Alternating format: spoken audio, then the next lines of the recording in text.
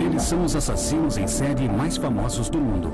Foi o maior número de mortes atribuído a um único assassino em série na história norte-americana. O problema é que garotos americanos estavam matando garotas americanas. Mas o que os levou a cometer seus crimes hediondos? As vítimas haviam sido abertas e seus órgãos haviam sido removidos.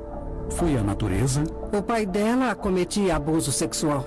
Ele foi o homem mais demente que conheci na vida. Ou foi algo cultivado? O pai, então, quebrou os dedos da mãe, um por um, na frente dos filhos.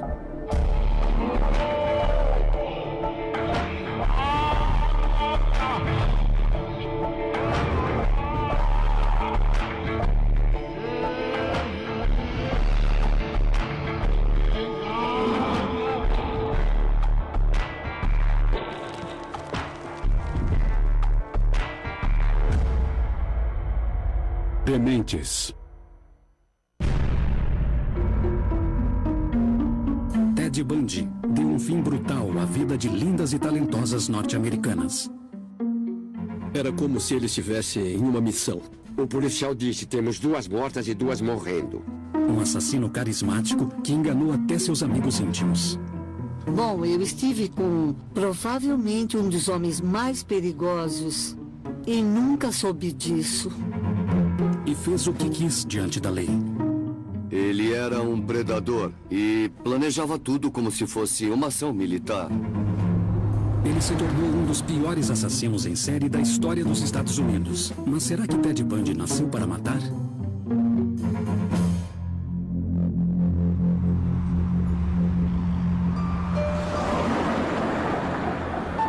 Ted Bundy nasceu como Theodore Robert Cowell, em 1946, no abrigo de mães solteiras Elizabeth Land, em Vermont. Na época, com 22 anos, sua mãe Louise encarou o preconceito de ser uma mulher solteira que teve um filho de pai desconhecido.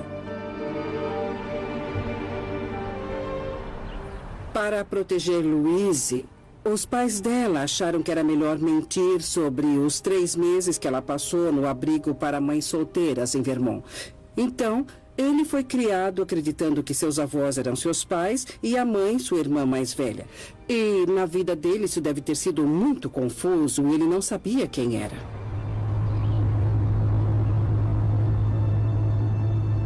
Quando ele tinha 4 anos, sua mãe, que ele pensava ser irmã, o levou para Tacoma, em Washington, para começarem uma nova vida. Lá, ela se casou com o cozinheiro militar Johnny Bundy, que assumiu Ted como seu filho. Foi nesse ambiente de meias-verdades e incertezas que Ted Bundy cresceu.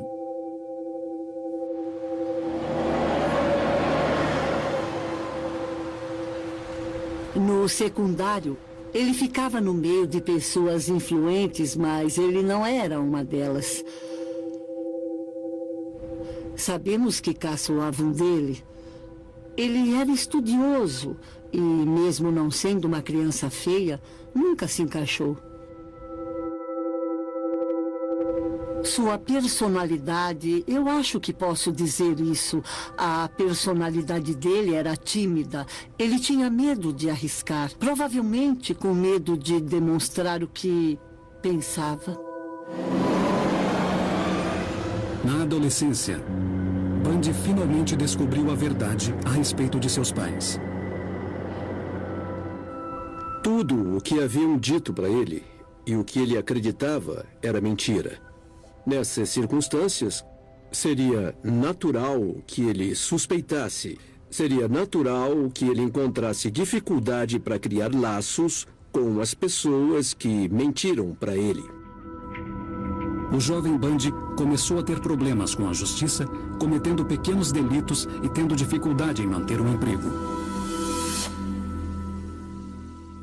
Mas em 1966, ele se matriculou na Universidade de Washington, em Seattle, e de repente pareceu desabrochar.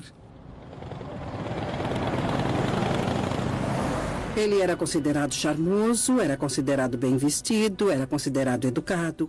E naquela época, era essa a única coisa que as pessoas prestavam atenção de verdade. Ted era popular. Na Universidade de Washington, Seus professores o consideravam brilhante. As pesquisas mostram que as pessoas mais bonitas têm notas melhores e colocações melhores, e os que não são tão bonitos não vão tão bem. E isso, eu acho, o fato dele ser bonito, fez com que as pessoas não reparassem no grande vazio que ele tinha dentro de si. Anne Wu, agora autora de um dos livros mais vendidos no mundo, era voluntária da Clínica de Crises, um serviço telefônico que ajudava suicidas quando conheceu o atraente e carismático Bundy. Ted e eu trabalhávamos em equipe. Ted era ótimo ao telefone. Ele parecia ser carinhoso, ele se interessava pelas pessoas. E eu ainda posso imaginá-lo sentado à mesa com o telefone em mãos. E muitas vezes salvamos vidas, o que parece irônico para mim agora. Mas eu conheci um Ted doce, que me acompanhava até o carro às 2 da manhã, quando acabava o meu turno, e dizia: Anne, por favor, tranque as portas, não quero que nada de ruim aconteça com você na volta para casa. Bom, eu estive com provavelmente um dos homens mais perigosos em vários estados. E nunca soube disso. Dan Lazares, um jovem estudante de direito, dividiu a mesma pensão com o brilhante e talentoso Bundy. O Ted Bundy que eu conheci tinha algumas coisas especiais nele, eu diria. Carisma. Eu me lembro de pensar que ele era um homem bonito, e isso me abalava.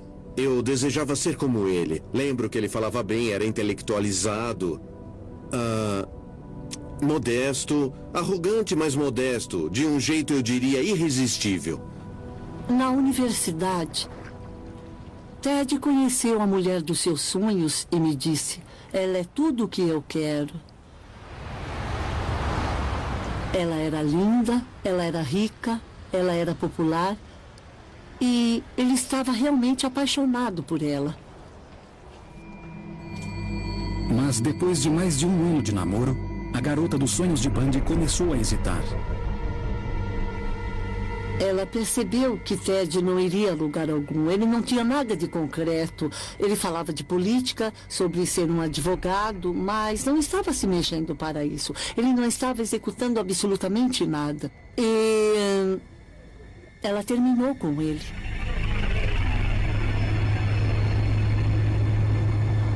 E isso o deixou arrasado. Esse foi um estupim, sempre achei isso.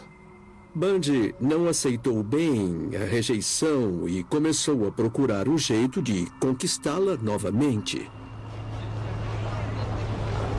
Bundy se jogou no mundo de leis e política, adquirindo reputação como uma estrela em ascensão no Partido Republicano.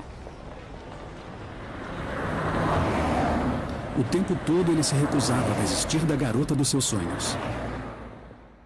No começo de 1974, o bem-sucedido Bundy conseguiu reconquistá-la tão completamente que eles começaram a falar em casamento. Depois, inesperadamente, ele cortou qualquer tipo de contato com ela.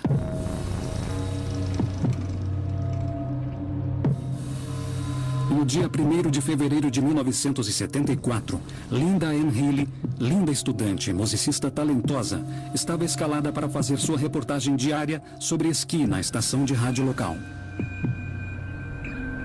Ela nunca chegou lá e nem apareceu nas aulas daquele dia. Quando ela não apareceu para a refeição em família, seus colegas começaram a ficar preocupados. A polícia foi chamada e descobriu algo inquietante. Ela havia desaparecido. A cama estava arrumada, mas quando eles foram ver, havia tanto sangue no colchão que ou alguém havia morrido ali ou estava muito ferido. E ela tinha usado a camisola porque havia muito sangue na parte do pescoço. Ele tirou a camisola dela e a vestiu. Ela havia sumido. Nos 6 meses seguintes, a polícia de Seattle lutou contra o misterioso desaparecimento da garota de 21 anos. Depois, outras jovens estudantes começaram a desaparecer, uma depois da outra. Donna Manson, de 19 anos, foi vista pela última vez a caminho de um concerto.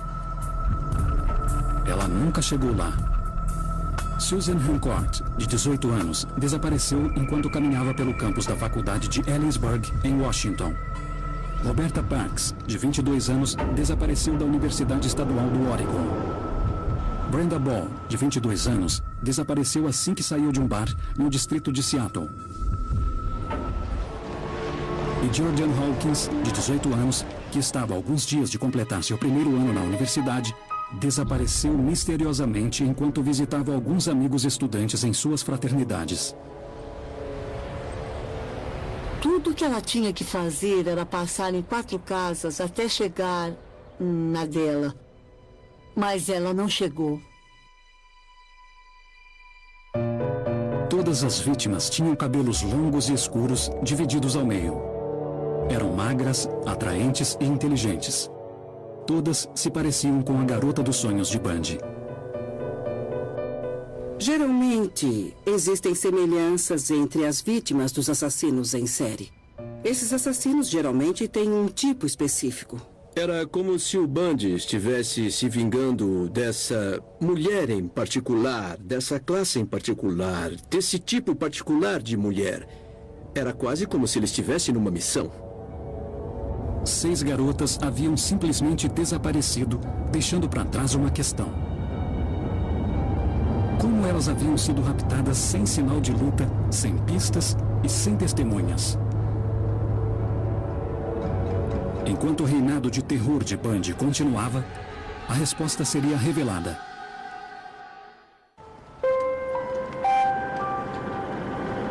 Em 1974.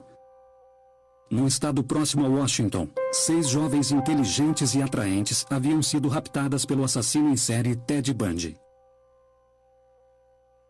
Elas simplesmente haviam desaparecido, deixando as autoridades confusas e sem nenhum suspeito. Como Bundy raptava suas vítimas sem ser visto e sem enfrentar resistência? Ele sabia que teria que criar um jeito de chegar às vítimas. Mas como é que ele seria capaz de convencer as mulheres a entrarem com ele no carro e irem para outro lugar, quando elas deveriam estar socializando com os seus amigos? O mistério estava prestes a ser revelado. Lago Sammamish, Washington. O Parque Estadual do Lago Sammamish era um lugar muito frequentado pelos jovens de Seattle.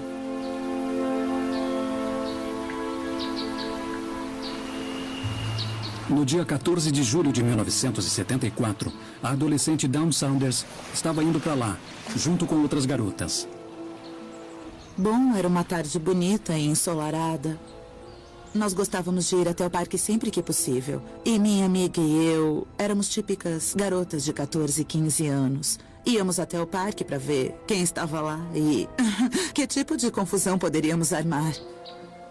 Aquele domingo de julho estava muito quente e o parque sempre ficava lotado nos finais de semana quentes. Os carros faziam fila para tentar estacionar e é um parque bem grande, é um dos mais agitados do estado.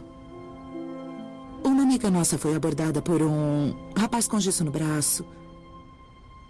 Ele pediu para que ela o ajudasse a pegar alguma coisa que estava no teto do seu carro. A garota foi uma das muitas a serem abordadas por um homem que parecia estar com o braço quebrado. Ela tinha 17 anos, linda, cabelos castanhos na altura dos ombros, olhos castanhos. Ela não foi a lugar algum com ele, não aconteceu nada. O homem era Bundy, utilizando um gesso falso. Testemunhas viram a mesma abordagem sendo feita a uma mulher bonita de 23 anos. A Janice estava sentada numa toalha sozinha e um homem bonito veio até ela pedindo para que ela o ajudasse a tirar a canoa do carro. E ele disse, está ali no estacionamento. Ela disse, tudo bem, e foi com ele.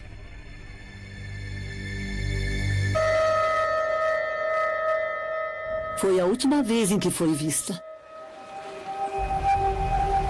A maneira como Janice Ott desapareceu nos dá uma pista de como Bundy havia raptado pelo menos 7 jovens sem, até aquele momento, chamar a atenção para si. A estratégia de Bundy era incrivelmente inteligente. Ele usava gesso no braço, ele fingia estar machucado de alguma forma e pedia ajuda. É claro que o que ele fazia era para criar o acesso. Assim que ele conseguia o acesso, ele usava a oportunidade para facilitar o assassinato. Mas os eventos extraordinários de julho não acabariam com o desaparecimento de Janice Ott. Apenas algumas horas depois, Bundy estava de volta, andando livremente entre 40 mil pessoas em plena luz do sol. Um pouco mais tarde, Denise Nesland estava lá com seu namorado e um outro casal e precisou ir ao banheiro, que era uma caixa de concreto no meio do nada.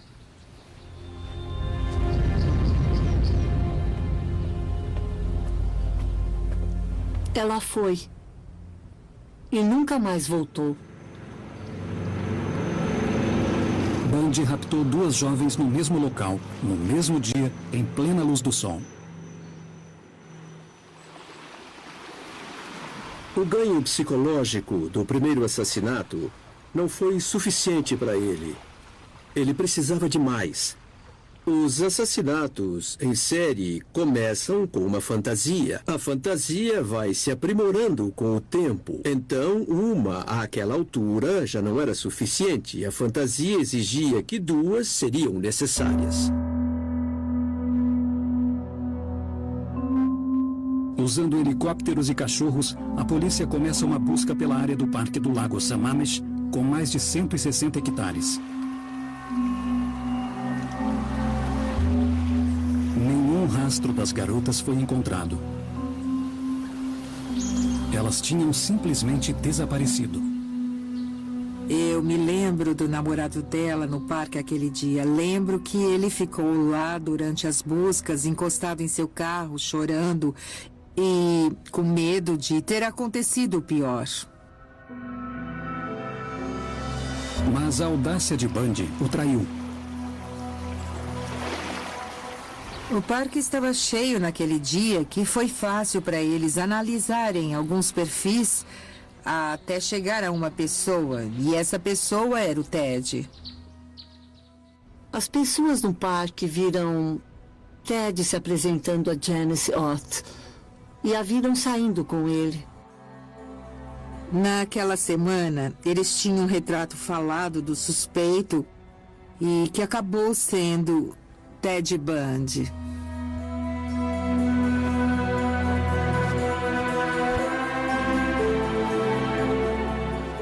Quando eu penso naquele dia, eu não me lembro dele assim, tão inocente, sabe? Mesmo com um nome e um retrato falado do suspeito, ninguém que o conhecia conseguia associar o carismático e jovem Ted Bundy ao homem que havia raptado 8 mulheres até então. Comentamos o caso quando surgiu naquele verão uma pista a alguém chamado Ted que tinha um carro igual. Comentamos brincando, talvez seja o Ted, porque ele nunca está aqui. Mas é claro que foi uma coisa que nem consideramos por causa das características dele. Nunca o imaginaríamos envolvido em algo assim. Se os assassinos em série viessem com avisos na testa, poderíamos evitá-los. Infelizmente, os assassinos em série são charmosos e sedutores. Então, podemos imaginar os assassinos em série como atores de cinema, porque, na verdade, eles tratam a maldade como uma coisa banal. No meio de setembro de 1974, Bundy havia partido. Ele fora para Salt Lake City para estudar direito na Universidade de Utah. Ele foi para Utah e as garotas começaram a desaparecer nos subúrbios daquela região da mesma maneira que as garotas haviam desaparecido em Washington. Nos 3 meses seguintes, 4 garotas foram encontradas estupradas e mortas. Bundy parecia incansável. Ele planejava tudo como se fosse uma ação militar. Toda vez que planejava um assassinato, havia procedimentos a seguir. Ele tinha ferramentas que levava com ele. Deixava tudo preparado. Ele pensava bem nessas coisas. Ele se saiu muito bem para escapar e evitar a prisão e evitar a polícia também. Ele era um predador. Mas em novembro de 1974, Bundy cometeu seu primeiro grande erro. Ele tentou raptar uma jovem chamada Carol Daronch em Salt Lake City. Ele alegou que era policial, que haviam tentado roubar o carro dela. E como não conseguiram sair pela porta dos fundos do shopping onde ele disse haver uma delegacia, ele a levou até o seu Volkswagen e tentou fugir com ela. Ela percebeu que havia alguma coisa errada quando ele tentou algemá-la, então pulou do carro em movimento e fugiu. Carol Daronch havia escapado, mas seu agressor ainda estava solto. Nos 7 meses seguintes, mais 6 mulheres seriam raptadas em Utah, na região do Colorado.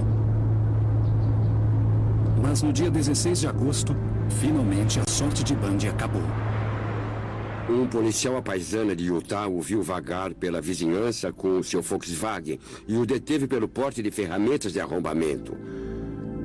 Ele foi levado para identificação e foi reconhecido por Carol Daronch.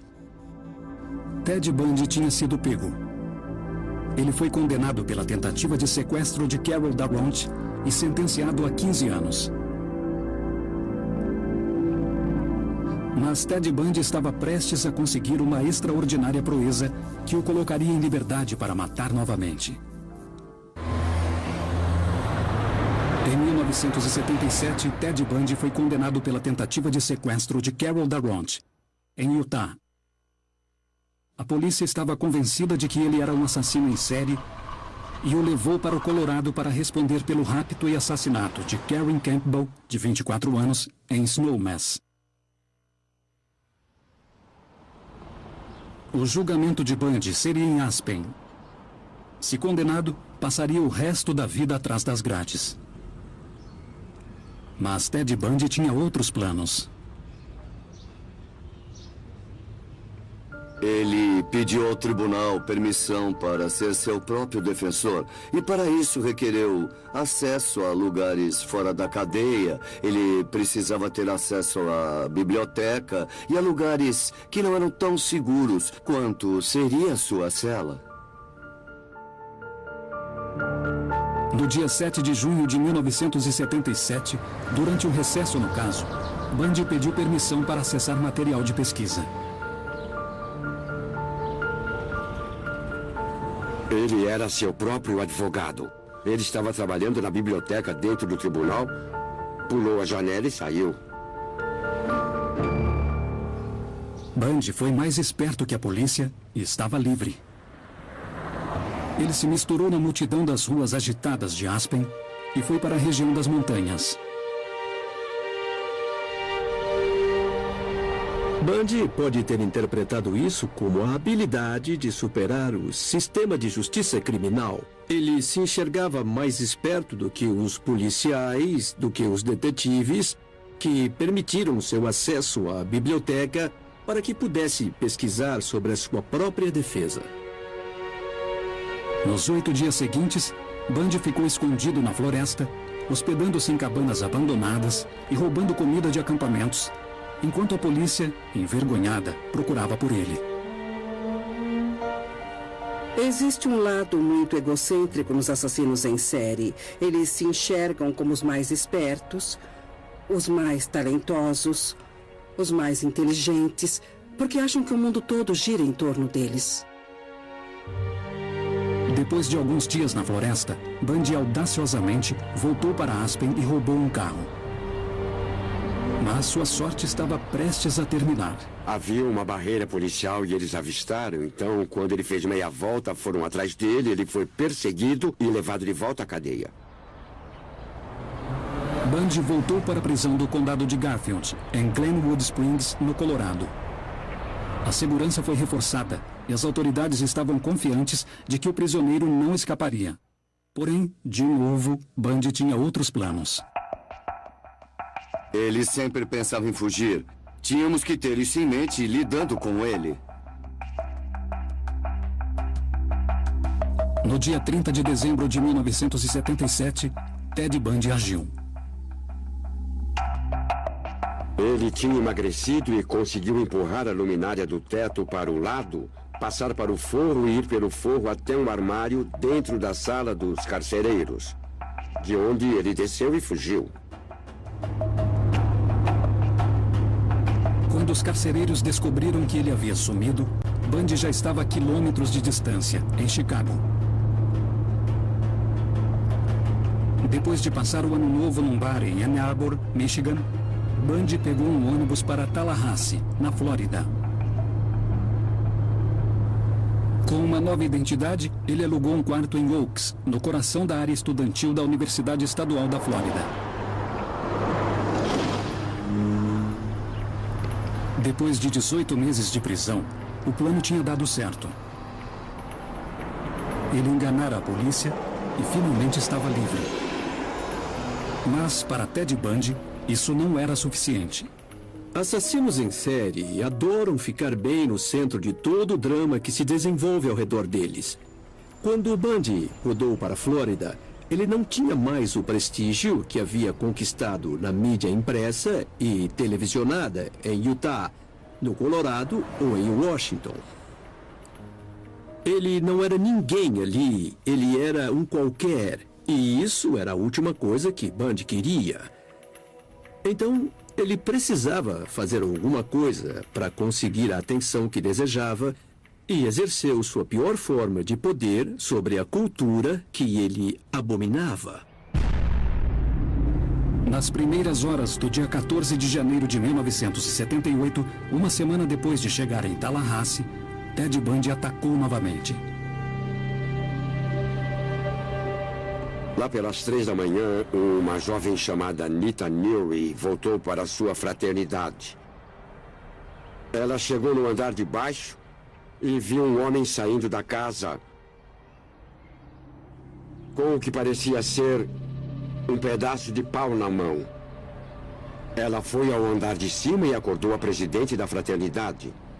Quando Karen Chandler saiu de seu quarto, perguntaram se ela tinha visto alguma coisa e perceberam que Karen estava sangrando.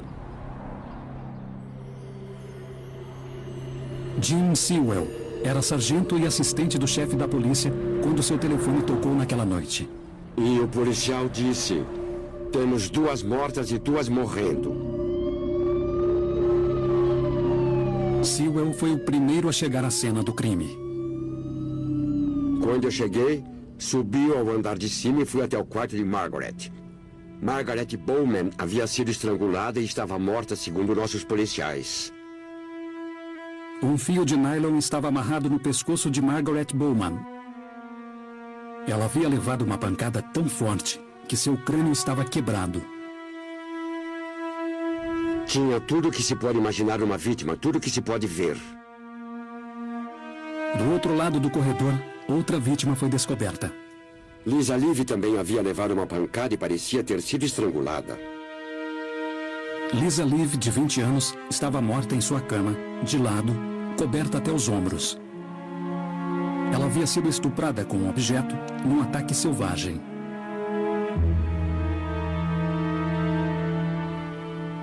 Lisa também foi mordida nos seios e também nas nádegas. Mais 2 garotas, Karen Chandler e Kathy Kleiner, haviam sido atacadas, mas sobreviveram ao ataque brutal. Todos os sentimentos reprimidos explodiram num grande frenesi dentro daquela casa. Foi uma explosão. O assassino em série não tem limites. Então é como apertar um botão para ele ficar não só bravo, mas furioso, ao ponto de, quando você vê a violência dos crimes dele, Você fica espantado. Você pensa, como é que uma pessoa tão gentil pode fazer coisas tão horrendas com outra pessoa, com outro ser humano? Fazia apenas 2 semanas que Bundy tinha fugido do Colorado.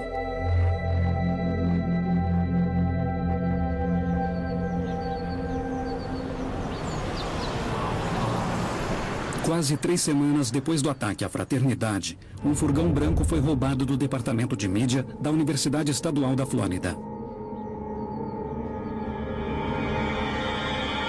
4 dias depois, ele apareceu. A 160 quilômetros dali, em Lake City. Kimberly Leach, de 12 anos, estava na escola. Quando ia começar a lição, ela percebeu que havia deixado a mochila em outra sala. Ela teve permissão para ir ao outro prédio buscá-la. E nunca mais voltou. Naquela manhã, uma testemunha viu uma garotinha aos prantos sendo arrastada para o assento do passageiro de um furgão branco por um homem zangado. Ela pensou se tratar de um pai nervoso. Naquela mesma manhã, outra testemunha viu um furgão branco fora de controle na estrada. O motorista estava bravo e gritava com o passageiro.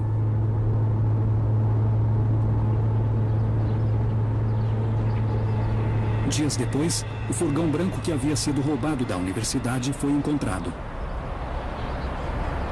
Quem o dirigiu fez isso por 800 quilômetros. E nós encontramos sinais de ferimentos lá dentro. Havia restos de galhos e folhas. Havia cabelo e tecido e uma etiqueta com o valor de $26 nela.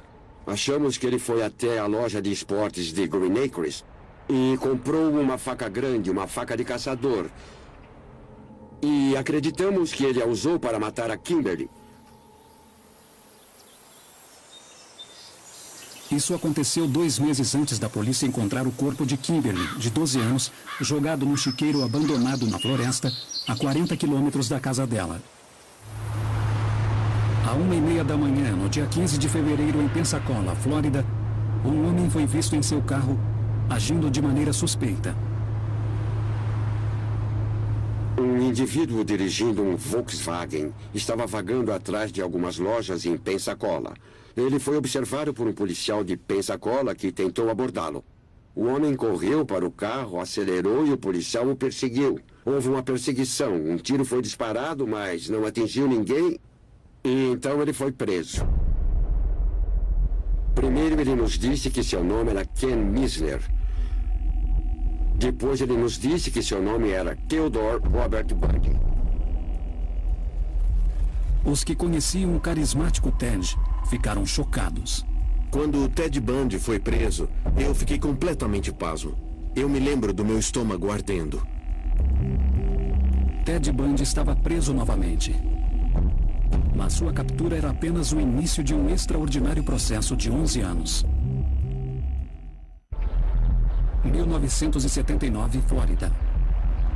Ted Bundy raptou e matou dezenas de mulheres em 5 diferentes estados e escapou 2 vezes da prisão. Desta vez, ele vai a julgamento. Bundy será julgado 2 vezes. Primeiro, pelo ataque brutal às estudantes na fraternidade em Tallahassee. Depois, pelo sequestro e assassinato de Kimberly Leach, de 12 anos, em Lake City. Miami, Flórida. No dia 25 de junho, Ted Bundy deu seu depoimento. Please state your full name for the record. Theodore Robert Bundy.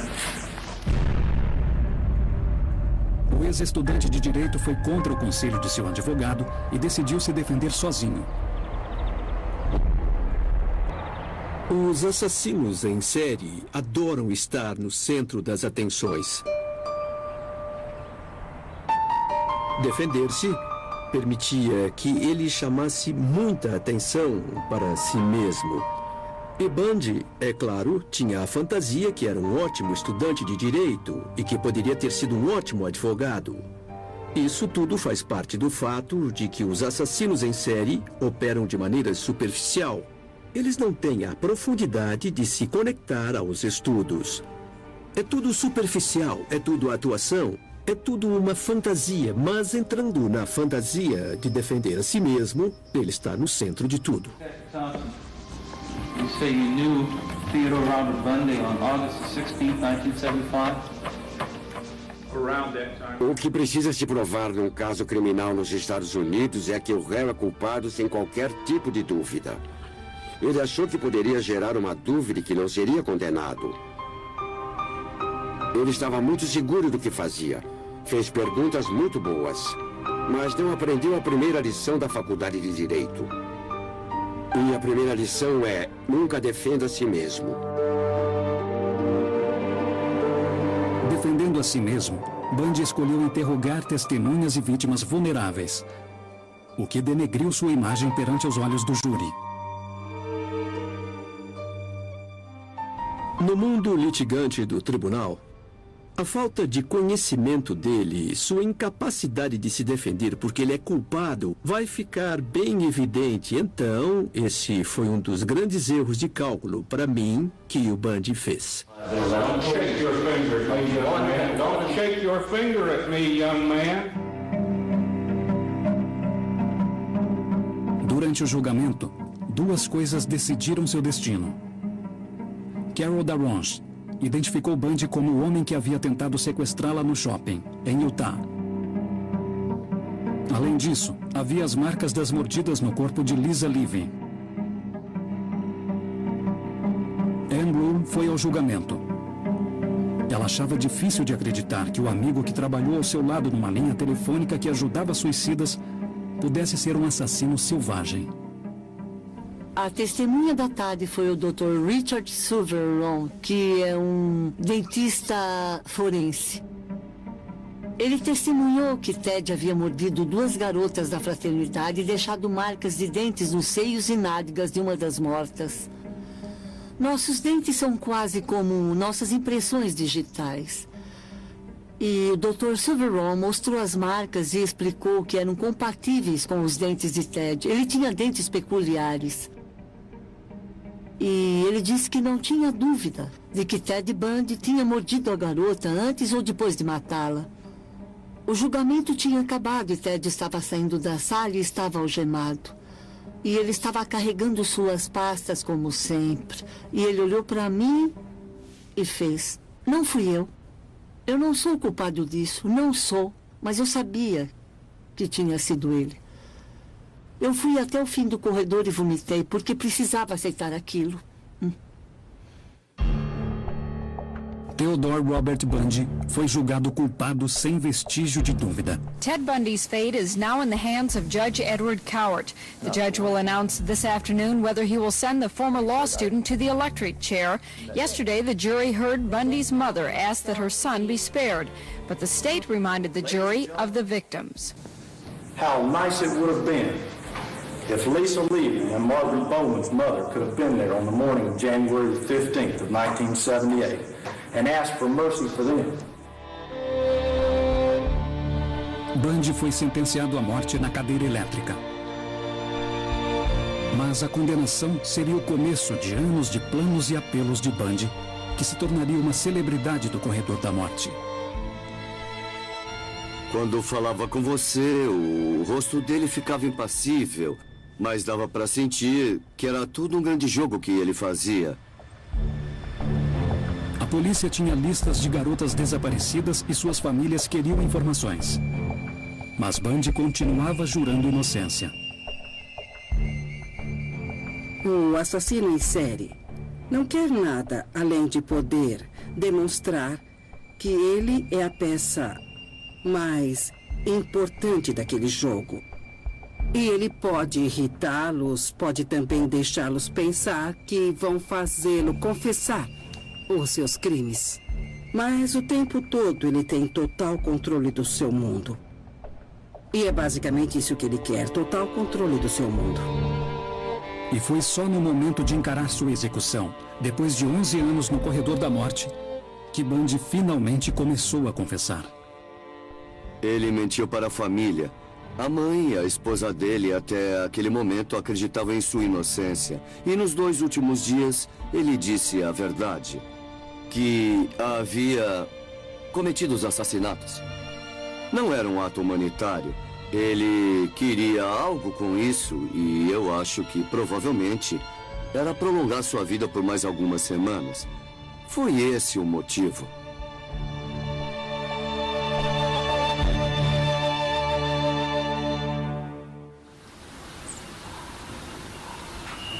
A poucos dias da execução, Ted Bundy começou a assumir pelo menos 36 assassinatos de jovens em todo o país.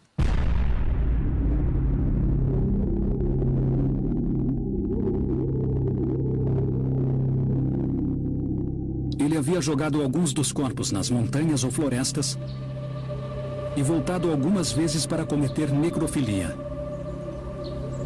Algumas vezes, tinha levado a cabeça delas para casa.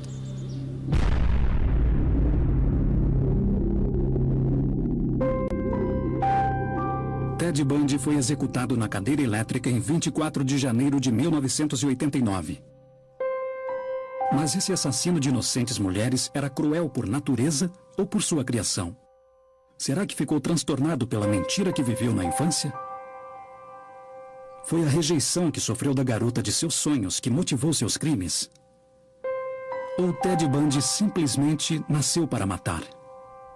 Eu nunca quis acreditar numa semente ruim que uma criança já está condenada desde que nasce.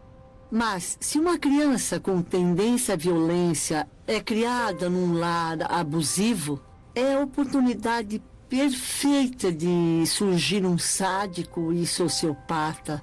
Ele não era louco.